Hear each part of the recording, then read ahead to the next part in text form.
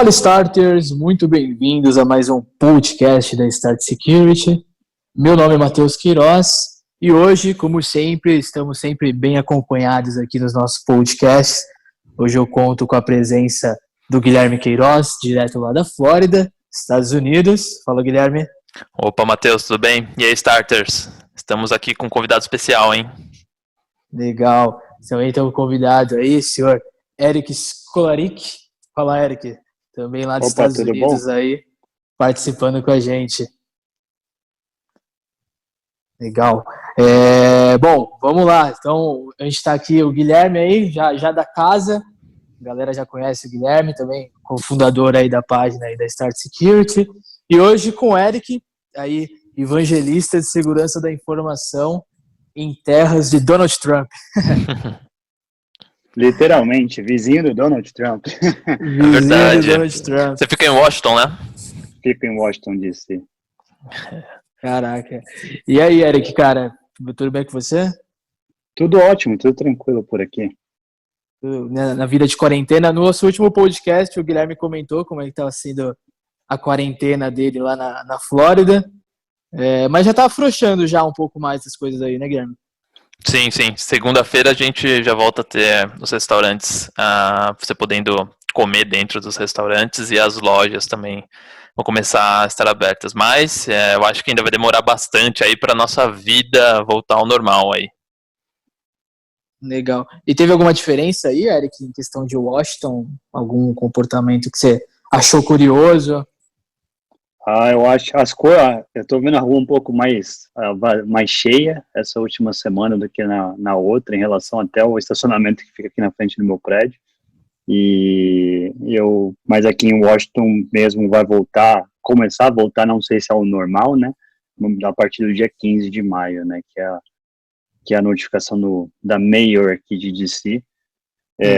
Mas eu acho que voltar ao normal mesmo vai demorar um pouco mais. Eu acho que vai voltar aí em fases, mas ainda a previsão é dia 15 de maio.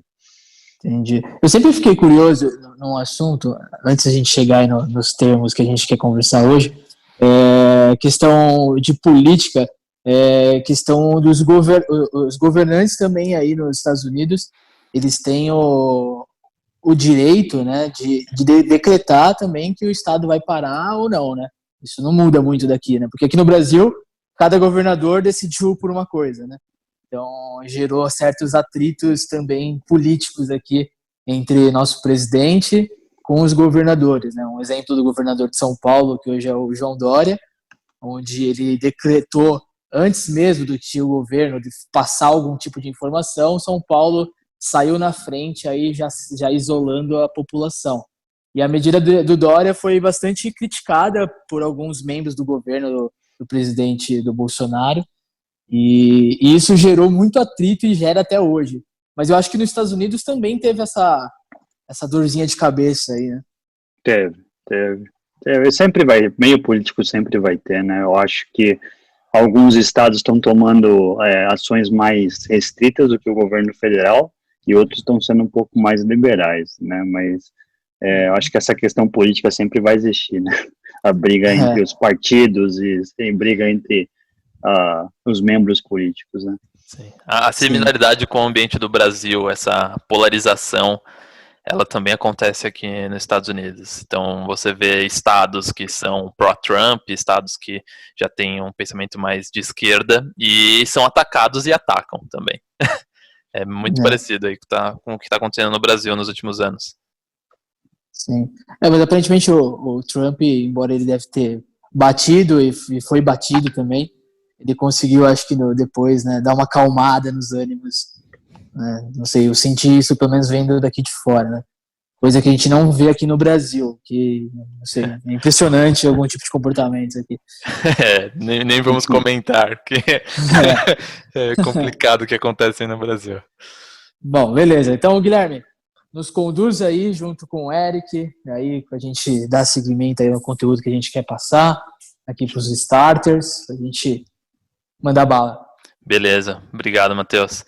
Então, galera, o Eric trouxe um conteúdo muito interessante, trazendo alguns conceitos sobre gestão de dados e um comparativo até do mercado americano com o mercado brasileiro.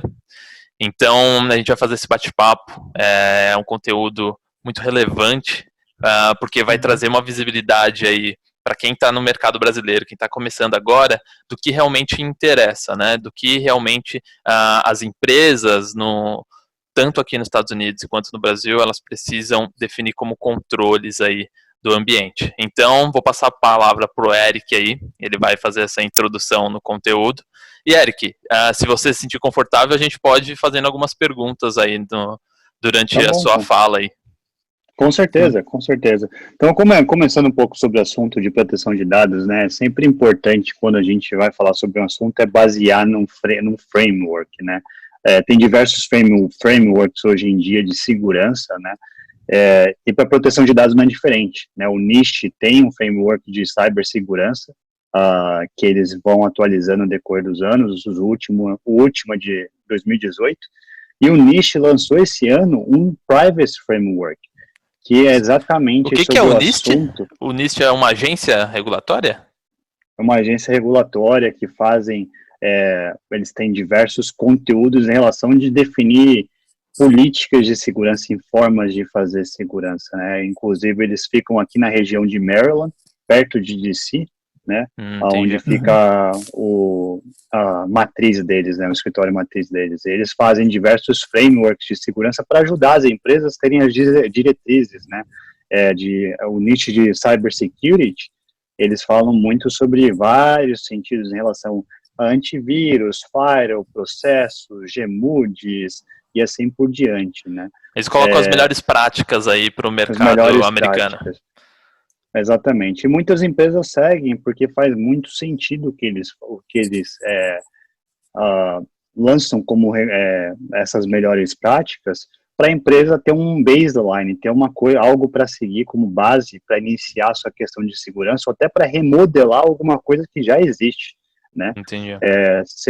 Ainda mais sabendo que a segurança ela sempre tem que estar um passo à frente, né, e não impactando o negócio, né. A melhor segurança é aquela segurança que não impacta o negócio final, não atrapalha o negócio da empresa. Entendi. Exato. Então, para a galera que não sabe o que é um framework, o que a gente pode falar? Framework são essas melhores práticas que, por exemplo, o NIST passa para o mercado? Exatamente. Eles dividem esses frameworks em diversos tópicos, né, diversas áreas e vertentes, né. Identificação, governança, controle, comunicação, proteção. Esses cinco são mais voltados para a questão aí do framework de privacidade, né? Mas quando você entra no cibersegurança, você tem outras questões, né? Remediação, você tem um número maior de tópicos e questões que são complementadas no nicho de cibersegurança. Beleza. Legal. Valeu.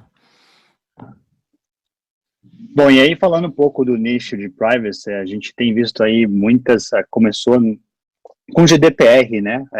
Eu não sei se muitos sabem o que é o GDPR, mas o GDPR é praticamente a questão de proteção de dados pessoais de cidadãos europeus, né? E esse assunto de proteção de dados tem acontecido há muito, essa conversa tem sido, começou muito tempo atrás, na verdade, né? E aí a Europa, a União Europeia, né, decidiu criar uma regulamentação para dados pessoais, até porque os nossos dados, eles têm valores no mercado aí da internet, né, o seu mercado RG, negro, o seu CPF, mercado negro, né, ele tem a sua informação vale dinheiro, né, o seu cartão de crédito, ele vale dinheiro, o seu CPF vale dinheiro. Aqui nos Estados Unidos é o Social Security Number, né? Sem esse número você não consegue crédito em nenhum lugar, né? O seu nome pessoal vale dinheiro, o seu número de passaporte vale dinheiro. Todas essas informações pessoais, elas têm fins lucrativos, né? O seu e-mail tem fins lucrativos. Então, essa questão de proteção de dados, ela é muito abrangente e ela não é tão simples assim. Parece ser simples teoria, mas na prática é bem complicado, porque abrange muita coisa aqui na questão de segurança para fazer essa proteção de dados.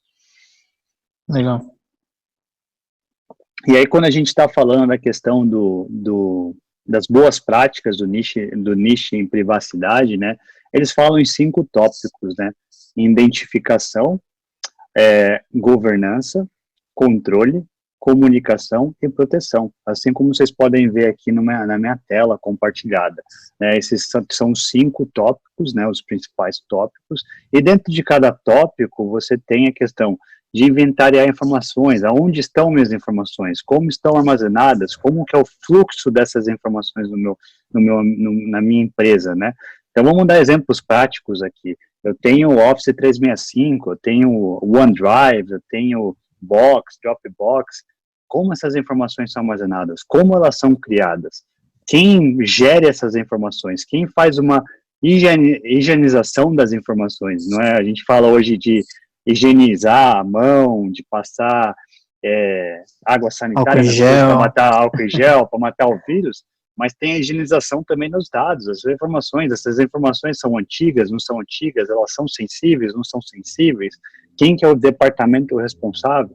Então, esse é o primeiro ponto, identificar o que eu tenho na minha empresa, fazer um assessment de risco, né, a gente quando contrata um pen test para fazer um assessment de segurança, onde eu tenho portas abertas, aonde eu tenho vulnerabilidade, é a mesma questão, né? O pen test ele faz na questão de vulnerabilidade, mas uma vez que a pessoa consegue entrar no ambiente, o que ela vai procurar dentro de uma empresa?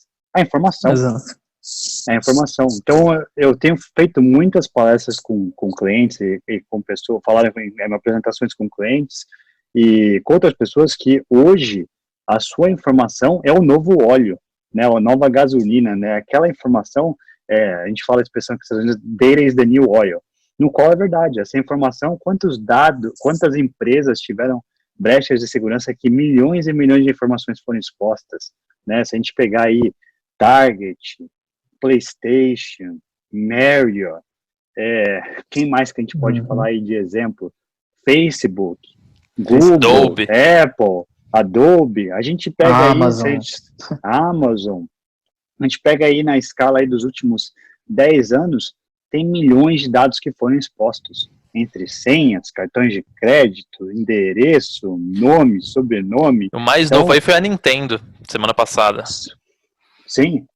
E cada semana, cada mês tem mais, né? A gente fala British Airways, a empresa de companhia aérea da Inglaterra, inclusive foi multada pelo conselho do GDPR, né, em relação à proteção de dados.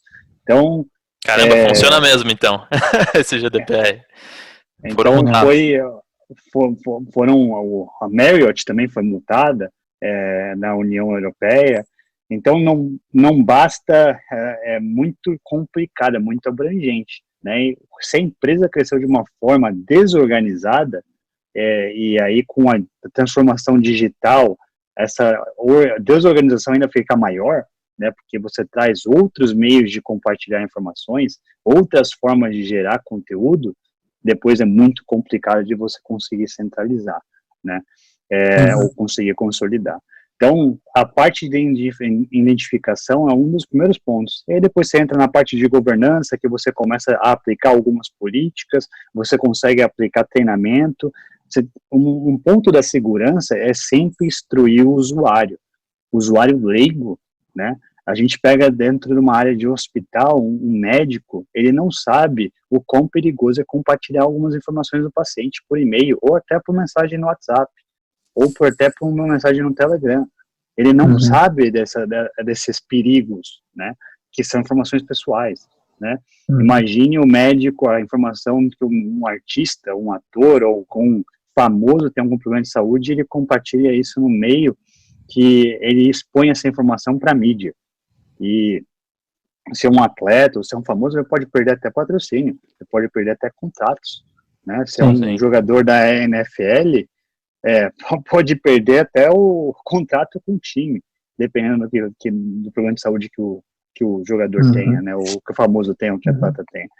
Então, treinamento é algo muito importante, não só na proteção de dados, mas como segurança geral, né, a segurança, ela existem formas simples de explicar o que é segurança e os riscos, né? E os meios de proteção, né? E aí depois você começa a entrar no terceiro nível, controle. Começar a ter políticas de controle contra esses dados e começar, de uma forma, bloquear ou classificar essa informação. E aí volta, como a gente já falou, de identificar, treinamento, volta para o assunto de comunicação de novo. Por quê? Porque você começa a aplicar controles, usuários, e as pessoas vão começar a falar, por que você está me bloqueando? Por que você está controlando isso? Por que está mudando o meu jeito de trabalhar? Senhor usuário, é importante fazer isso, porque a gente está protegendo a empresa. E a gente está protegendo você também, contra qualquer coisa que possa acontecer de exposição de dados, né? Seria a conscientização que a segurança é necessária, né, para o usuário. Exatamente. E aí vem... Então, um ponto legal que a gente comentou num dos últimos podcasts sobre exatamente essa falta de consciência das pessoas de compartilhar informação por e-mail, por WhatsApp, ou informações confidenciais, que as pessoas insistem em fazer essas trocas de informações de forma desprotegida, né? A gente vê aqui, questão de Brasil, cara, eu acho que é ridículo a gente ver que hoje ainda você vê que os membros do governo, eu falo assim, de presidente da República, de ministro da Justiça, trocando informações confidenciais por aplicativo de WhatsApp, sabe? Sim. Então, falando de plano de governo, falando de uma ação que o governo vai tomar através do WhatsApp. Então, aí o que acontece? Aí o cara que é o delator, o cara ele não precisa nem mais de prova, ele dá print em tela de celular e expõe para geral, entendeu? Então, exatamente. Que hoje esses meios de comunicações são documentos, né? Até o seu e-mail, até o próprio e-mail, o que você documenta no e-mail é um documento válido no processo judicial, né? Exatamente. E você falar de assuntos, né, de trabalho nessas mídias sociais que não são sancionadas, né, não são gerenciadas pela empresa, é algo muito perigoso, é algo que tem que ter uma conscientização de todos, né. Então, por isso que, voltando ao assunto de processo de treinamento, né, de comunicação, é muito importante, né, recomunicar e use as ferramentas da empresa para falar sobre assuntos da empresa, né. Não utilize ferramentas terceiras, né, para falar sobre assuntos da empresa, porque você não sabe como esse aplicativo WhatsApp, o Telegram, eles falam que eles fazem criptografia ponto a ponto, mas você acredita? Eu não acredito. Eu não acredito que nenhum deles, porque qualquer coisa que você fala nos dois, daqui a pouco você está recebendo ads no Facebook, no Instagram, no Google para comprar alguma coisa que você nunca pesquisou na internet. Mas você conversou no Facebook, no chat do Facebook, você conversou no Telegram ou no WhatsApp.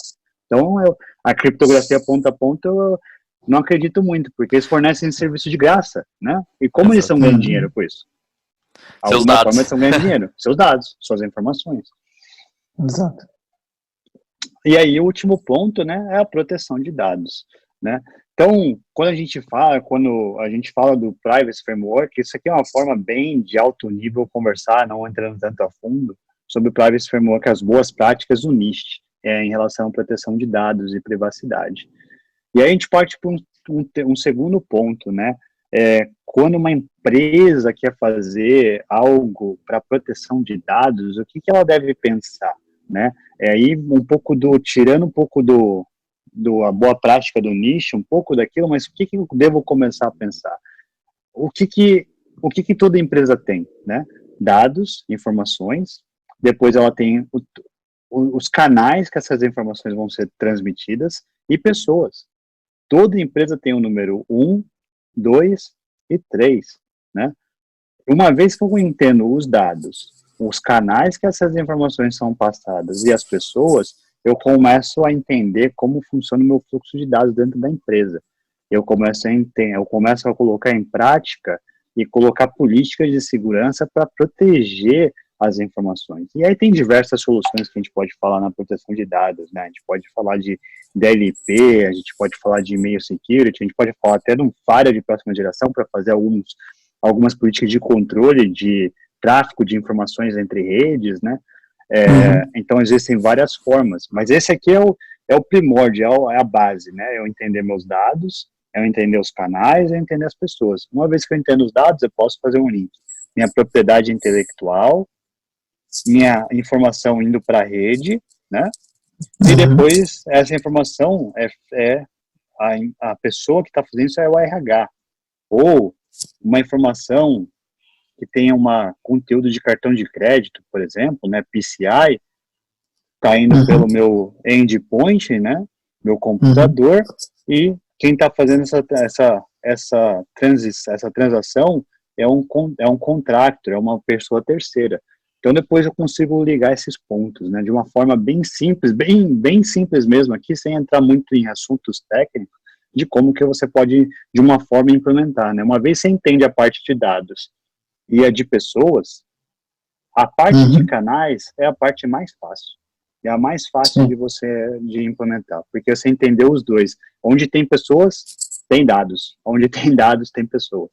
Então, esse é o número 1 e 3 são os mais importantes. O 2 é consequência. E dessa forma, nessa metodologia que você, no caso, sendo evangelista da parte de segurança e privacidade de dados, é quando você começa a falar de soluções de segurança. Porque até aqui você não está falando de solução de segurança. Exatamente. Esse assunto ele é a base das minhas conversas com todos os clientes que eu faço consultoria e evangelizo a questão de proteção de dados.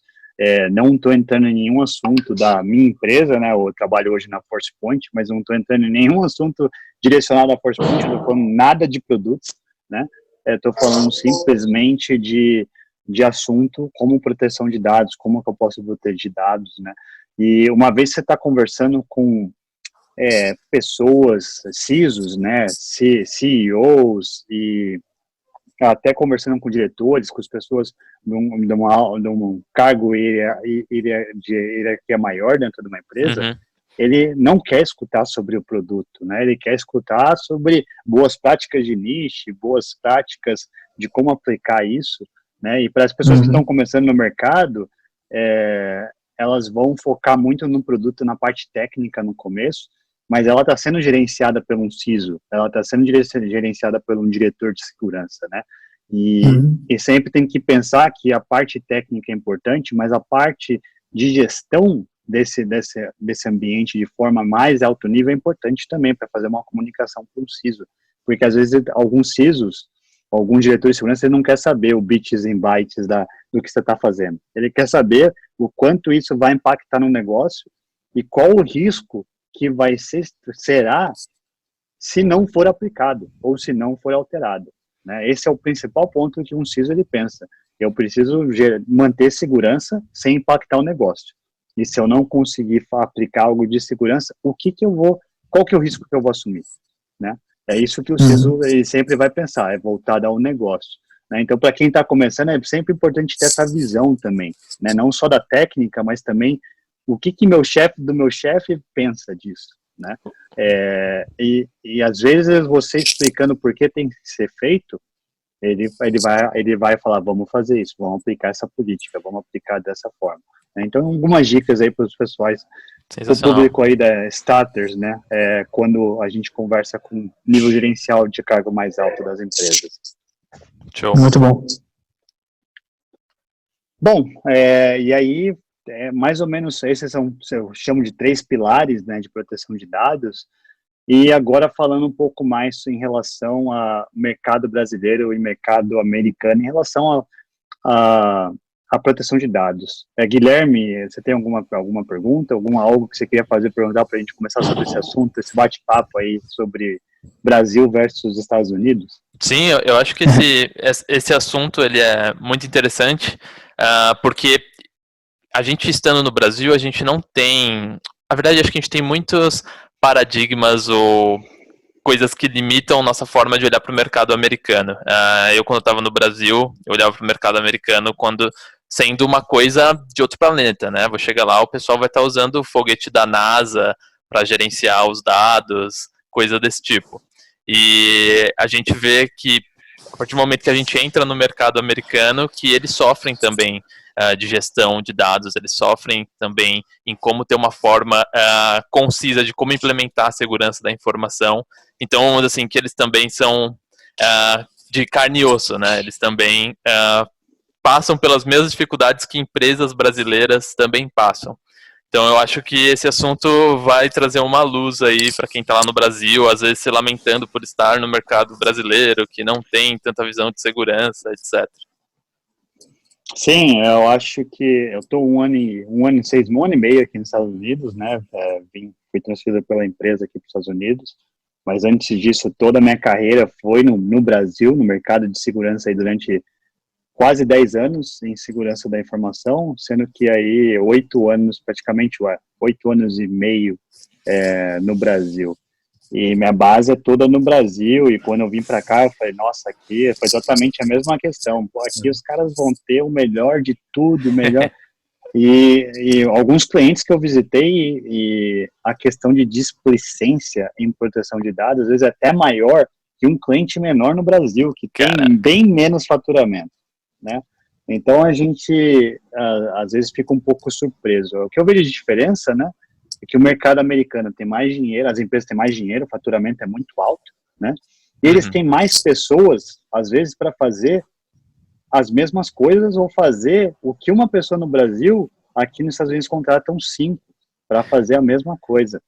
Cara. Ou fazer, às vezes o cara de segurança no Brasil, ele acaba assumindo um monte de responsabilidade, redes, endpoint, antivírus, firewall. Ele mesmo faz o pentest ainda do ambiente dele. Ele faz o pentest, o famoso que a gente chama o Severino, né? Faz tudo, né?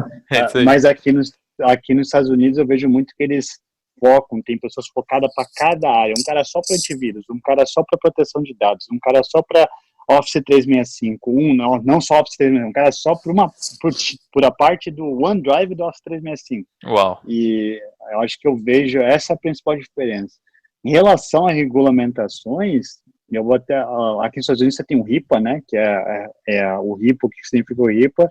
É o conselho que regulamentariza as empresas de saúde, né, com dados pessoais das pessoas, né, o seu Social Security Number, exames, informações de doença. Essa informação, ela é muito sensível. E uma vez que uma empresa quebra o RIPA, ela paga uma multa absurda. E a multa é feita por dados extraídos, por dados, brechas de dados, né? Então, dependendo de quanta informação você tem aí exposta, você pode pagar uma multa bem absurda, né? E aí você tem o SOX para o mercado financeiro, que segue mais ou menos o mesmo meio princípio, né? Mas se a gente falar no Brasil, o Brasil com a lei de proteção de dados aí de cidadãos brasileiros, que foi prorrogada para o ano que vem, maio do ano que vem. Sim, foi notícia aí, foi adiada. Sim, foi adiada, né? 5 de maio, 3 de maio, alguma coisa assim, né? Acho que não é março. 5 de maio. 5 de maio de 2021. 2021. Foi prorrogada, acho que vai dar até um fôlego aí para muitas empresas no Brasil, porque não é algo fácil para implementar. Difícil, Exatamente. Bem difícil, e não envolve só proteção de dados, não envolve só a parte de DLP, né? Envolve a parte de redes, envolve a parte de criação de dados, banco de dados e criptografia. Os processos de gestão de dados também, quem são os responsáveis da empresa, o pessoal tá meio perdido nisso. E às vezes a pessoa fala, até a informação que gera na catraca, na recepção, aquela informação também tem que ser controlada. Né? Então, empresas que já, no Brasil, acho que as empresas bancos, né, os grandes bancos aí no Brasil, eles se prepararam para o GDPR, que de alguma forma eles têm que estar compliance com o GDPR, né, que é a Regulamentação e Proteção de Dados da União Europeia, porque eles têm filiais nessas regiões, em cidades fazem europeias, negócios com eles, né? Fazem negócio com eles. E não importa se você se você faz negócio com ele, tem uma filial lá, mesmo que a sua matriz não seja lá, você vai ser multado no GDPR, não pelo faturamento da filial. Você vai ser multado no GDPR pelo faturamento mundial. Mundial. Caraca. Então, pode gerar aí, acho que a multa é em torno de 10 milhões de euros ou até 5% da receita líquida, não da bruta. Então, dependendo da empresa, ele pode quebrar a empresa. Né? O pessoal que depende de dividendos aí dessas empresas, o pessoal de conselho, de investimento, com certeza já está em cima disso. Exatamente. Então, é algo que eu acho que vai dar um fôlego aí para muitas empresas brasileiras, né? Em relação a estar certificada, né, com a lei de proteção de dados dos cidadãos brasileiros. Isso é algo que está muito à frente aqui dos Estados Unidos, né? Eu acho que no atual momento aqui dos Estados Unidos, ainda mais por ser ano de eleições, esse assunto acho que não vai ser muito falado. Como sabem, aqui também tem as leis estaduais, né? A Califórnia já fez uma lei que chama CCPA, né? A Nova York, o estado de New Jersey e Nova York também estão fazendo algo, seguindo muito como a CCPA, mas eu acredito que tem que ter uma intervenção do governo federal, né? Porque você ter leis estaduais para isso, uma fala uma coisa, outra fala outra coisa e abre muitas brechas, né? Sim. No Brasil fez algo federal, né? Então, isso se torna algo muito forte. Tiveram várias discussões, tiveram várias versões, mas eu acredito que agora o Brasil, em relação à lei de proteção de dados, está um passo à frente. Conversando com meus colegas da própria empresa que trabalha no Brasil, o mercado de proteção de dados cresceu demais no Brasil, né? Onde muitas empresas achavam que era um mercado de commodity, não é um mercado de commodity, e nunca vai ser, porque o Gartner pode até não ter mais um quadrante para isso, para proteção de dados, mas não é um mercado de commodity, porque cada vez mais os dados vão valer muito mais, cada vez mais, a quantidade de dados que a gente gera é muito grande, né? Sim. E esses controles estão sendo até atrasados, né? Se a gente for pensar 12 anos atrás, né, quando começou o Facebook, né, o Facebook, essas grandes mídias sociais, o Orkut, os dados não tinham a mesma quantidade de dados que tem hoje. Sim. Não tinha a mesma quantidade de divulgação que tem hoje. Então, Sim. acho que já está até atrasada para ter regulamentações de dados, né? Porque já tem muita coisa que já não está regulamentada há muito tempo. Dizem que as leis e toda a parte de regulação, ela sempre está atrasada, né? A vida, né? O ser humano, ele vai evoluindo, as coisas vão aparecendo coisas novas, e quando eles lançarem o LGPD, ou quando realmente tiver em efeito no Brasil, já vai ter uma nova forma que eles não vão estar controlando os dados e por aí vai. E o negócio que eu queria que você comentasse, você acha que as empresas brasileiras que têm agora essa obrigação com o LGPD de implementar esses novos controles, essa gestão de dados, devido a, não sei se a parte cultural do Brasil, nessa lentidão de fazer os projetos acontecerem, de implementar, de fechar um projeto, isso vai afetar o mercado brasileiro? Você acha que isso nos Estados Unidos é mais tranquilo? Eu acho que os processos nos Estados Unidos acabam correndo mais rápido. Quando é uma prioridade, né, eles fazem acontecer o ciclo do projeto, né, e eu como trabalho no fabricante, eu falo ciclo de venda, né, é bem menor que o ciclo de venda no Brasil, né, o ciclo do processo inteiro. No Brasil, às vezes, demora muito para alguém tomar uma ação, ou adquirir uma solução, ou adquirir serviços, né, não só soluções, produtos, mas serviços, e aí quando adquire, já está atrasado e precisa correr atrás do tempo e tem que implementar para ontem, né? Exatamente. Às vezes bem passa e atrasa do Brasil. Exatamente, está atrasado para ontem, que no dia que ele contrata o serviço, ele quer no dia seguinte já que tem alguém implementando. Coffee amanhã, implementação sábado e domingo. Uma coisa interessante aqui no mercado americano é um pouco diferente. Eles fazem algo mais planejado e que compre um tempo bem antes. Às vezes, o cliente compra alguma coisa, compra um serviço e demora 2, 3 meses para eles começarem a implementar esse serviço ou esse produto. Caraca. E às vezes porque eles tinham a verba, tinham um projeto, o projeto aconteceu, a venda aconteceu, e eles não precisam implementar agora. Eles têm outros projetos para finalizar, mas eles já compraram. E tem cliente que demora 1 ano, às vezes, para implementar. No Brasil é um pouco diferente. Isso é um choque até cultural para mim. No Brasil, comprou, o cara já quer implementar amanhã, já quer resolver amanhã, porque já está atrasado, porque já não está... já está muito atrasado, né? E acho que isso é um pouco de diferença aí de um e o outro, né? Do mercado brasileiro. É brutal. E eu acredito que essa prorrogação da LGBT aí vai até ajudar aí muitas empresas a correr contra o tempo. Sim. Né? Tem mais 1 ano. tem mais um ano aí para tentar colocar a casa em ordem. Sim. Eu queria muito acreditar nisso, de que as empresas vão correr atrás, mas conhecendo o BR, Não vai. só vai correr atrás quando chegar a multinha lá que vai acabar com a empresa. Quando você ficar sabendo que a empresa do seu amigo foi multada em 5 milhões de reais, aí eu acho que vai ter o estalo. É isso aí. Eric, conteúdo sensacional. Obrigado por compartilhar a sua visão aí comparativa aí do mercado de produção de dados aí nos Estados Unidos e aqui no Brasil. E eu tenho uma pergunta para você. Você que está aí, né, em contato com tecnologia de ponta, né? Você está aí no país há mais tempo. O que você vê aí que vai acontecer com os produtos de gestão de dados, com os produtos de segurança, da forma que a gente vê hoje, vamos falar aí 2019 e 2020, para os próximos anos? Você acha que vai ter alguma revolução, vai mudar alguma coisa do que os canais até, ou empresas no Brasil, ou as próprias pessoas que trabalham nessa área? Você acha que alguma coisa vai mudar nos próximos anos aí na nossa área? Eu acho que tem a tendência cada vez crescer mais, né? A gente fala aí na GDPR do Data Protection Officer, né? Que é um cargo novo. O DPO, criado, o famoso, né? DPO. O DPO, que alguns CISOs estão assumindo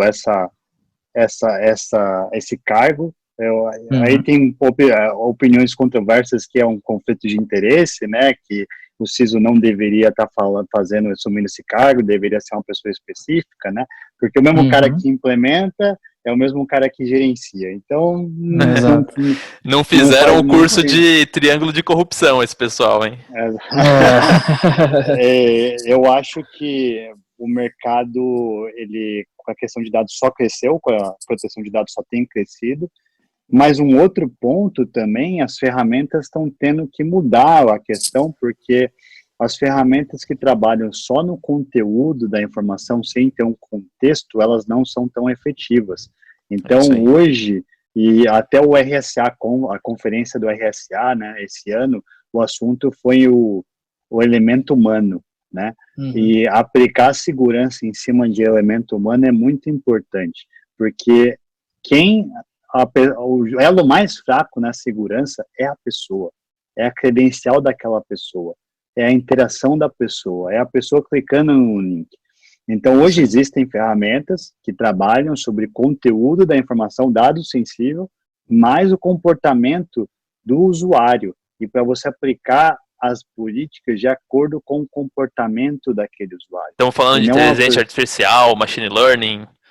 Exatamente. Então, eu acho que os produtos, né, vão evoluir muito para esse sentido, né? Não dependendo só em políticas estáticas, mas políticas que são para políticas dinâmicas, que ela muda de acordo com o seu humor, por exemplo, né? Um exemplo, muda de acordo com o seu humor. Hoje, eu posso ser um usuário exemplar. Amanhã, talvez não. Ou talvez minha máquina foi hackeada e alguém comprometeu minhas credenciais, e alguém está utilizando as minhas credenciais para fazer coisas na rede. Então, é muito importante, né, entender o ser humano, né? Eu acho que isso é um ponto importante. O RSA trouxe esse assunto na conferência desse ano, né, em fevereiro, começo de março, na verdade, e eu acho que isso é um assunto aí que ainda vai ser muito tempo falado, né, o ser humano, a pessoa, né, o ser humano acessando, tendo um computador, o ser humano, que o computador é o meio, né, de transporte dessa informação, o meio de armazenamento, assim como a nuvem, né, que nada mais é que são servidores na internet, né. Exato. A nuvem não existe, é algum servidor em algum lugar. Em algum lugar, exatamente. Mas eu acho que essa pergunta que você comentou, eu acho que o mercado brasileiro vai acabar amadurecendo muito com a lei LGBT. Algumas empresas vão aprender na dor, né? Algumas outras empresas vão fazer isso antes de a dor acontecer, né? Mas eu acho que muita coisa, até o GDPR, tem empresas lá na União Europeia que aprenderam na dor, não aprenderam não fizeram o seu dever de casa, né? E em segurança a gente tem que sempre fazer o nosso dever de casa, porque o atacante está sempre 1000 passos na nossa frente, né? a questão de malware está sempre 1000 passos na frente de qualquer fabricante, né? E é sempre uma briga de gato, é uma corrida de gato e rato, né? É isso aí. É isso aí. Show de bola. Concordo com você que a inteligência artificial está vindo forte aí em todas as áreas, não só a segurança. É um tópico que todo mundo que está acompanhando aí a nossa página tem que ficar atento também. Agora, ufa, conteúdo técnico pesado, sensacional. Agora uma pergunta não tem muito a ver com o técnico, tem mais a ver com a pessoa Eric. Conheço o Eric há um tempo já. Então, eu vi até um pouco do seu crescimento até, Eric, e eu queria agradecer por você estar aqui, é um prazer trocar essa ideia com você, e eu queria fazer uma pergunta para você, pergunta mais no lado aí profissional, mais pessoal, não tão técnico e como a gente está falando. Nosso público aqui, a galera que chegou até aqui, né, no final desse conteúdo, e a galera que acompanha a página, é uma galera mais nova. É uma galera aí que ou está entrando na faculdade agora, ou está ali na faculdade e já se interessa pela área de segurança da informação. E a gente sabe que no Brasil, o nosso acesso, o pessoal que é nascido e criado no Brasil, né, o acesso ao inglês, o acesso ao conteúdo de alto nível ali, depende muito da pessoa, dela ir atrás dessa informação, ou senão ela vai ficar ali naquela bolha ali que a gente está acostumado. Então, minha pergunta para você é o seguinte: para essa galera, você recomendaria para ela gastar rios de dinheiro ali numa faculdade no Brasil, pagando seus 2, 3 mil reais ali numa faculdade, investindo ali mais conteúdo em português, ou você acha que, estando hoje nos Estados Unidos, você acha que essa galera deveria buscar uma oportunidade fora do Brasil primeiro? O que você acha que seria, assim, essa escadinha? Qual seria a dica que você daria? Bom, a dica a faculdade é uma base para muita coisa, né? Não falar que a faculdade hoje não seja importante, é importante ter uma faculdade, até porque dependendo do visto e dependendo do país que você for tirar esse visto, sem faculdade ou bacharelado, isso é importante eles falar. Não aprovam nenhum visto. Sem faculdade não tem visto, pessoal. Exatamente. Com o visto que eu tenho aqui nos Estados Unidos, se eu não tivesse bacharelado, a tecnólogo eles até aceitam, mas aí abre um monte. Se tiver uma pós-graduação junto, tem que validar junto, ainda. Exatamente, tem que validar. Então, eu acho que para as pessoas que estão começando aí no mercado, minha faculdade é de engenharia da computação, a parte de segurança é um pontinho pequenininho dentro da engenharia da computação, né? A questão mesmo é você entrar no mercado, estagiar, entrar numa empresa, fazer um bacharelado, que seja na área de computação, que seja na área, não tecnólogo é interessante para você fazer algo rápido, mas lá na frente você vai sentir que se você não fez o bacharelado, se você quiser vir para fora, a vida vai cobrar. Vai cobrar. Então é importante ter um bacharelado, né, ciência da computação, engenharia da computação, ou até em administração, tem cursos, né, hoje no Brasil, tem faculdades que são voltadas, eu fiz na FIAP, né, a FIAP tem diversos cursos voltados à computação, né, e tem pós-graduação. Paga nós aqui, paga nós. E eu gosto bastante do membro de professores da FIAP, das pessoas da FIAP, são muitas pessoas lá foram do mercado ou são do mercado, né, e eu acho que eles podem passar um pouco da experiência prática, né, da experiência real. Acho que as pessoas estão começando não gasta rios e horrores em dinheiro com certificações aqui fora no começo, entra numa empresa, começa a estagiar, começa desde cedo, né, quanto mais cedo começar, melhor. Eu comecei 18 anos no mercado de TI, fiquei um aninho estagiando numa empresa mais voltada para infraestrutura, questão de infraestrutura, para a parte de venda de infraestrutura, né, e acabei caindo no mercado de segurança de paraquedas, né, criei meu perfil no LinkedIn, acho que em 2009, uma semana depois que eu criei, me chamaram na mensagem no LinkedIn se eu queria fazer uma entrevista, e aí participei de um processo de entrevista, entrei como pré-vendas nessa empresa de segurança, que era mais voltada a antivírus, e estava mudando um pouco do mercado antivírus para outro mercado. Então, investe no seu perfil do LinkedIn. O LinkedIn é o seu marketing pessoal, né? Não use o LinkedIn como Facebook ou como Instagram, né? Lá o LinkedIn não é para isso. E eu acho que o brasileiro gosta muito de sujar as mídias sociais e perder os meios e os fins das redes sociais, né? Cada rede social tem um objetivo, né? E saber você entra agora é frase motivacional, pessoal postando. Exatamente. E política, né? Agora tá passando política. Então, eu acho que esse é um ponto, né? Para quem está começando, faz um bacharelado, entra numa empresa, faz o estágio, né? Eu entrei no fabricante logo de começo como pré-vendas, não tinha experiência nenhuma em segurança, zero quando eu entrei.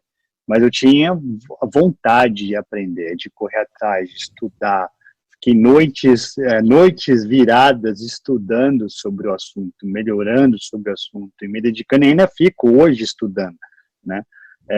Então, eu não tenho nenhuma certificação CISP, essas de segurança, eu até preciso, hoje esse ano para mim é um ano que eu vou me dedicar mais ao curso do CISP, que precisa de uma dedicação, mas eu acho que quando você tem a prática, depois para você tirar essas certificações vai ser muito mais fácil. Você já está com a base que a gente bate. Tem que ter base, galera. Então, se não tem base, não adianta você querer fazer a certificação só para ter mais uma certificação na sua parede ou ter mais um papel. Tem muita gente que eu conheço no mercado que tem um monte de certificação que não conhece nada na prática. Verdade. Nada. Se você colocar o cara para resolver um problema, o cara não sabe resolver, não sabe sair do outro lado. Então, é importante ter a base de bacharelado, fazer uns cursos extras, procurar uma empresa que investe no funcionário também. Eu sei que eu e o Guilherme, a gente trabalhou junto aí ele era parceiro meu, era fornecedor desse parceiro, né? E a empresa dele investia em diversas certificações, até um centro de certificações para fabricantes, né? E é importante tirar essas certificações. Certificações de fabricante dão base também em várias outras coisas de segurança, de redes, de antivírus, de análise de malware. Então, é importante. Tem empresas no Brasil hoje que estão fazendo cursos gratuitos de segurança e fazem processos, né?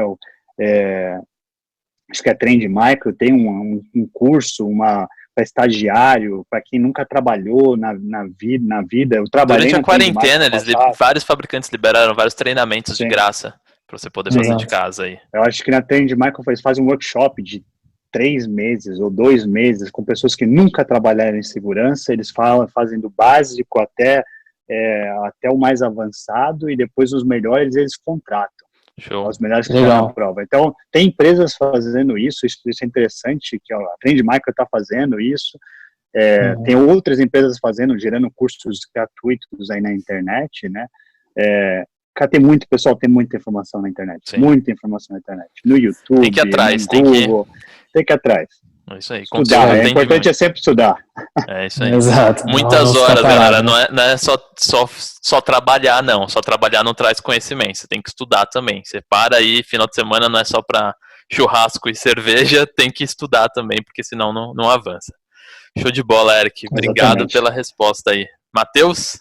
Show. Bom, senhores, cara, muito bom, hein? Muito bom o conteúdo.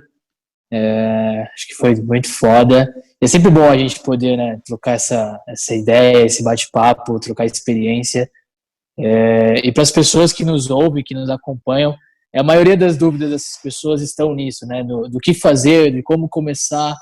Então a gente tenta mostrar o máximo aí para ajudar essa galera que está iniciando na área e que, de fato, como o Eric falou, é uma área que tende a crescer e é uma área que é fascinante para nós que já trabalhamos e, cara, eu acho que é só o começo. Então é isso aí. Então, senhores, vamos muito crescer obrigado. Muito ainda. Valeu, Eric. Muito obrigado. Foi muito bom. Starters, não deixe de seguir a nossa página para conteúdos como esse, conteúdos de segurança da informação, @StartSecurity. Então segue lá, compartilha com a galera, marca os amigos nos nossos posts. Então a gente sempre tem aqui colocado podcast, conteúdos, vídeos semanais também Então é isso aí. Então, muito obrigado, Eric. Muito obrigado, Guilherme. Obrigado. Valeu, Starters. Valeu, Eric. Valeu, Matheus. Valeu, Starters. Tamo junto aí. Senhores. Obrigado, Eric. Um abração. Valeu, obrigado. Valeu. Tchau.